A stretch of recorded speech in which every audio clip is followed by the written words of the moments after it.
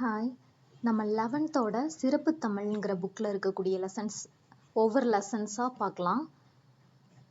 இதில் சிறப்பு தமிழ் படிக்கணுமா அப்படின்னா இப்போ ரீசெண்டாக உங்களுக்கே நல்லாவே தெரியும். குரூப் 4லையும் சரி குரூப் 2லையும் சரி ஒரு 6ல் இருந்து 8 கொஸ்டின் கிட்ட நம்மளுக்கு கேட்டிருக்காங்க இல்லையா? அப்போ கண்டிப்பாக சிறப்பு தமிழ் படிச்சே ஆகணும். சிறப்பு தமிழ் படிக்கிறதுக்கு முன்னாடி என்ன பண்ணணும்னா 6th இருந்து 12th வரைக்கும் இருக்கக்கூடிய ஸ்கூல் புக்ஸ் கண்டிப்பாக நம்ம படிச்சிருக்கணும். அப்படி படிச்சிருந்தாதான் இங்க இருக்கக்கூடிய ஒவ்வொரு லைன்ல இருக்கக்கூடிய கண்டென்ட் ஏகப்பட்டது இருக்குது.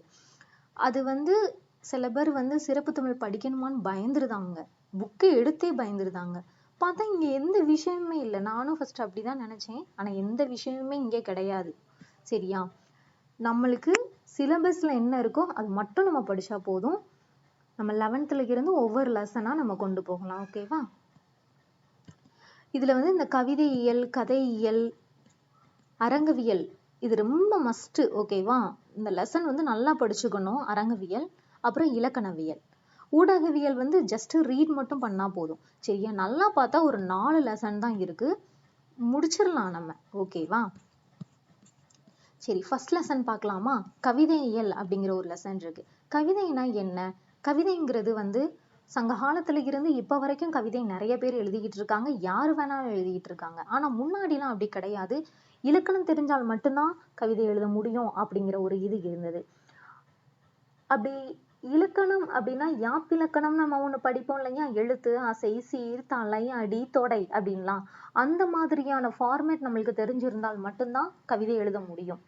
ஆனா இப்பெல்லாம் என்ன பண்ணிட்டு இருக்காங்க? யாரு வேணாலும் கவிதை எழுதுறாங்க. கரெக்ட் தானே? சரி, இப்போ நம்ம புக்ல நான் பாயிண்ட்ஸ் சொல்றேன், அதை மட்டும் நம்ம படிச்சா போதும், வேற எதையும் படிக்க வேணாம். வளன்னு கொடுத்துருப்பாங்க. சரியா? சரி, இப்போ கவிதைங்கிறது நம்மளுக்கு சங்க காலத்துல இருந்து இப்ப வரைக்கும் நான் ஒண்ணு சொன்னேன். சங்க காலம்னா என்ன? சங்க காலம்னா ஃபுல் அண்ட் ஃபுல்லும் அறம் பத்தி பேசும், மாந்தர்கள் பத்தி பேசும், இல்லைன்னா ஒரு சிற்றரசர்கள் பத்தி கூட பேசும் இல்லையா? சங்ககாலம் நம்மளுக்கு தெரிஞ்சது. சங்ககாலம் அப்படின்னு ஒரு வேர்டு கேள்விப்பட்டோம்னா இதுல நம்மளுக்கு என்ன தெரியும்? நம்மளுக்கு 2 நூல்கள் தெரியும், 8 தொகை தெரியும், 10 பாட்டு தெரியும். 8 தொகையில ஒரு 8 நூல்கள் இருக்கும், 10 பாட்டுல ஒரு 10 நூல்கள் இருக்கும். இது ஆக மொத்தம் இது ரெண்டையும் சேர்த்து 17 மேல் கணக்கு நூல்கள்னு சொல்லுவாங்க. இதெல்லாம் நம்மளுடைய சங்ககாலம். இப்போ இந்த காலத்தை எப்படி பிரிக்கலாம்னா சங்ககாலம் பிரிக்கலாம். அதுக்கப்புறமா இங்க பாருங்க, அறநிலை கவிதைகள்னு பிரிக்கலாம், காப்பிய காலம் பிரிக்கலாம், பக்தி கவிதைகள்னு பிரிக்கலாம், சிற்றிலக்கியம் பிரிக்கலாம், தனிப்பாடல்கள் பிரிக்கலாம்.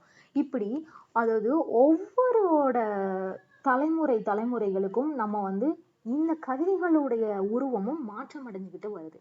இப்ப பாருங்களேன், இந்த இதுல ஒரு மொழியின் மாண்பும் செறிவும் அழகும் அம்மொழியின் கவிதைகளை கொண்டே மதிப்பிடுகிறது அப்படின்னு கொடுத்திருக்காங்க. இதை ஜஸ்ட் இதை ரீட் மட்டும் பண்ணா போதும், இதுல எதுவுமே இருக்காது. சரியா? ஓகே, ஃபர்ஸ்ட் டைரக்டா நம்ம சங்ககால கவிதைகளுக்குள்ளாடி வந்துருவோம். சங்ககால கவிதைகள்னா என்ன? அறம் புறம் சார்ந்த வாழ்வியல் நெறிகள், கலைகள், கல்வி, அரசியல், பொருளாதாரம், வணிகம், வேளாண்மை குறித்த பதிவுகளை நம்மளுக்கு வெளிப்படுத்துதுன்னு சொல்றாங்க. அப்படி சங்க காலத்துல என்னப்பா இருக்கு அப்படின்னு பார்த்தோம்னா அகம் இருக்கு அண்ட் புறம் இருக்கு. எல்லாத்துக்குமே தெரியும் அகம்னா என்ன. ஒரு அரசனினுடைய காதல், அன்பு, கருணை இதெல்லாம் வெளிப்படுத்தக்கூடியதுதான் அகம். அகத்திணை அப்படின்லாம் நம்ம படிச்சிருப்போம்.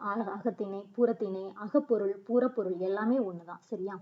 இப்போ புறம் சார்ந்த பாடல்கள்லாம் எப்படி இருக்கும்? அந்த அரசனினுடைய வீரம், கொடை, புகழ் பத்தி பேசக்கூடியதுதான் இந்த புறம் சார்ந்த பாடல்கள் பத்தி நம்மளுக்கு சொல்லும். ஆக மொத்தம் அகமும் புறமும் சேர்ந்து 10 பாட்டு 8 தொகை அப்படிங்கிற நூல்களாக நம்ம வகைப்படுத்தப்பட்டிருக்கிறது. அதே மாதிரி இப்போ நம்மளுக்கு 8 தொகையில இருக்கக்கூடிய ஒரு 2 நூல்கள் பத்தி தான் நம்மளுக்கு இங்க எக்ஸாம்பிளுக்கு கொடுத்திருக்காங்க. அந்த 2 நூல் என்னன்னா, ஒண்ணு குறுந்தொகை, இன்னொன்னு என்னன்னா புறநானூறுல ஒண்ணு வரும். சரியா? ஃபர்ஸ்ட் குறுந்தொகைனா என்னன்னு பார்க்கலாம். இந்த குறுந்தொகையில நம்மளுடைய பரணர் ஒரு பாட்டு பாடியிருப்பாரு பாருங்க. குணக்கடல் திரையது பறைதபு நாரை, திண்தேர் பொறையின் தொண்டி முன்றுரை, அயரை ஆரேரை கணவன்தாங்கு சேயல் அறியோர் படர்த்தி, நோயை நெஞ்சே நோய்பாலோயே அப்படின்னு சொல்லிட்டு குறுந்தொகையில பரணர் ஒரு பாட்டு பாடுறாரு. நம்மளுக்கு எல்லாத்துக்குமே தெரியும் 10th பாலை பாடிய பெருங்கடுகோ அப்படிங்கிற ஒரு நூல், ஒரு ஒரு அந்த புலவர் என்ன பண்ணிருப்பாரு, குறுந்தொகைங்கிற ஒரு நூல்ல ஒரு பாட்டு எழுதியிருப்பாரு இல்லையா? அதாவது தலைவன் வந்து காட்டுக்கு போறாரு, தலைவி வந்து என்ன பண்ணிடுறான்னா தலைவனுக்காக காத்து இருக்கா. அப்போ அவளுடைய தோழி வந்து சொல்லுவா, தலைவன் சீக்கிரம் வருவான், நீ ஒன்னும் கவலைப்படாத. அதே கான்செப்ட் தான் இங்கேயும். அதாவது இங்க நாரை பத்தி நம்மளுடைய குறுந்தொகையில பேசும், அங்க யானை பத்தி பேசும், இங்க நாரை பத்தி பேசுது. இந்த நாரை நாரை என்ன செய்யுது அப்படின்னு பார்த்தோம்னா, கீழ்கடல்னா என்னது, நம்மளுடைய வங்காள விரிகுடா கடல், ரைட்டா? அந்த கீழ்கடல்ல இருக்கக்கூடிய ஒரு நாரை ஒன்று, அதாவது சேரனினுடைய மேல் கடற்கரையில் அமைஞ்சிருக்கக்கூடிய தொண்டிங்கிற ஊர் இருக்கு இல்லையா, சேர நாட்டினுடைய நகரம் தொண்டி. அந்த தொண்டியில இருக்கக்கூடிய அந்த தொண்டிங்கிற ஒரு நகர்ல இருக்கக்கூடிய ஒரு நகர்ல ஐரை மீன் வந்து எனக்கு வேணும்னு சொல்லி நாரை காத்துக்கிட்டு இருந்ததாம். அது கிடைக்காம வருந்தி இருக்கிறது. அதனால அதே மாதிரி நம்மளுடைய தலைவியை பிரிந்த தலைவனும் நெஞ்சமும் அப்படி வருந்தி இருந்ததாம் அப்படின்னு குறுந்தொகையில சொல்றாங்க. அப்போ இந்த பாட்டு எல்லாருமே சொல்லுவாங்க, இந்த பாட்டு படிக்கிறது ரொம்ப கஷ்டம், பாட்டு படிக்கிறது கஷ்டம் அப்படின்னு. ஒண்ணுமே கிடையாது. நீங்க அந்த பொருள் தெரிஞ்சா படிக்கலாம். ஆனா நான் இன்னொன்னு சொல்வேன், அதாவது கொஞ்சம் ஒவ்வொரு லைனை வந்து நீங்களே உங்களோட சொந்த கதையில வந்து எதையாவது போட்டு வச்சுக்கலாம். ஓகேவா? இங்க பாருங்களேன், நாரை இருக்கு, தொண்டி இருக்கு, ஐரை இருக்கு, அவ்வளவுதான், வேற எதுவுமே கிடையாது. அதுக்கப்புறம் பார்க்கலாமா? இன்னொன்னு சொன்னேன் நான், புறநானூறுல ஒரு பாட்டு இருக்கு, இதுவும் நம்மளுடைய 9th புக்ல கான்செப்ட் தான். பாண்டியன் நெடுஞ்செழியனுக்காக குடபுழுவினார் ஒரு அறிவுரை சொல்றாரு. மன்னா, நீரின்றி அமையாது யாக்கைக்கு எல்லாம் தான். யாக்கைன்னா என்னது? உடம்புன்னு அர்த்தம். உண்டி கொடுத்தவர் தான் உணவு உயிர் கொடுத்தவர்களுக்கு சமம். அதனால உண்டி முதற்றிய உணவின் பிண்டம் உணவனப்படுவது நிலத்தோடு நீரே, நீரும் நிலனும் புணரியோடு ஈண்டு உடம்பும் உயிரும் படைத்தேசினாரே அப்படின்னு அவரு சொல்லியிருக்காரு. ஓகேவா? அடுத்து அறநிலை கவிதைகள். ஆல்ரெடி இப்ப நம்ம சங்ககாலம் படிச்சாச்சு. சங்கம் காலத்துக்கு அப்புறம் இருக்கக்கூடிய காலத்தை சங்கம் மருவிய காலம்னு சொல்லுவாங்க. அதாவது இந்த கீழ்கணக்கு நூல்கள்லாம் இருக்கு இல்லையா, இதுதான். இந்த கீழ்கணக்கு நூல்கள் எல்லாமே வெண்பாவால் அமைஞ்சது அப்படின்னு நம்ம சொல்லலாம். அதுக்கப்புறம் நம்மளுடைய காப்பிய கவிதைகள். காப்பிய கவிதைகள்னா என்ன? அதாவது இதுக்கு முன்னாடிலாம் நம்ம மன்னர்கள் பத்தி தான் பேசிக்கிட்டு வந்தோம். ஆனா இப்போ ஒரு குடிமக்களை கவிதையின் பாடுபொருளாக கொண்டு பேசப்படக்கூடியதுதான் இந்த காப்பிய கவிதைகள். இந்த காப்பிய கவிதைகள்னா நம்மளுடைய மணிமேகலை அப்படிங்கிற ஒரு காப்பியம் இருக்கு இல்லையா, இந்த சிலப்பதிகாரம்னு கூட சொல்லிக்கலாம். சிலப்பதிகாரம், மணிமேகலை இந்த மாதிரி சொல்லிக்கலாம். சரி, இப்போ இந்த மணிமேகலையில நம்ம வந்து ஸ்கூல் புக்ஸ்ல படிச்சிருப்போம் இல்லையா? அதாவது அறம் எனப்படுவது யாதென கேட்பின் மறவாது இதுகேள் அப்படின்னு சொல்லிட்டு ஒரு லைன் நம்ம படிச்சிருப்போம் இல்லையா? அதுல அறம் பத்தி தான் பேசுது. அப்போ மாந்தருக்கு அறமே நிலையானது அப்படின்னு சொல்லிட்டு நம்மளுடைய மணிமேகலையில ஒரு பாட்டு இங்க சொல்லுது. சரியா?